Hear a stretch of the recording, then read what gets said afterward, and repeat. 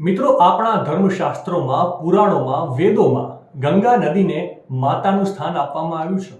પરંતુ શું તમે જાણો છો આ પાછળનું સાચું કારણ શું છે? વાસ્તવમાં ગંગા હિમાલયમાંથી ઉદ્ભવે છે અને ઉત્તરાખંડના ગંગોત્રી ગ્લેશિયરમાંથી ઉદ્ભવતી આ ભાગીરથી દેવપ્રયાગ ખાતે અલકનંદામાં જોડાય છે અને ત્યારબાદ તેને ગંગા કહેવામાં આવે છે.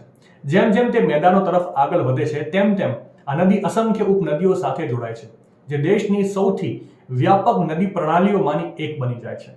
ગંગા નદીને ભારતની માતા નદી તરીકે ઓળખવામાં આવે છે કારણ કે તે દેશની સૌથી પવિત્ર, સાંસ્કૃતિક અને ઐતિહાસિક રીતે મહત્વપૂર્ણ નદીઓમાંની એક માનવામાં આવે છે. તે લાખો લોકોને ખોરાક આપે છે, તે ખેતીને ટેકો આપે છે અને મીઠા પાણીના સંસાધનો પૂરા પાડે છે.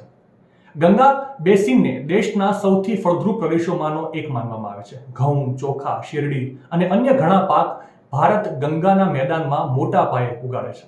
સિંચાઈ નહેરો અને ભૂગર્ભ જળ રિચાર્જ આ નદી પર મોટા પાયે આધાર રાખે છે. લાખો ખેડૂતો તેમના પાક અને આજીવિકા માટે ગંગાના પાણી પર હજી પણ આધાર રાખે છે. આ પ્રદેશ દેશની ખાદ્ય સુરક્ષામાં પણ મુખ્ય ભૂમિકા ભજવે છે. ગંગા નદીનું ધાર્મિક અને સાંસ્કૃતિક મહત્વ પણ ખૂબ જ ઊંડું છે. હરિદ્વાર, ઋષિકેશ, પ્રયાગરાજ અને વારાણસી જેવા શહેરો તેના કિનારે આવેલા છે. ભક્તો આખું વર્ષ આ નદીમાં સ્નાન કરે છે, પૂજા કરે છે અને ધાર્મિક વિધિઓ કરે છે.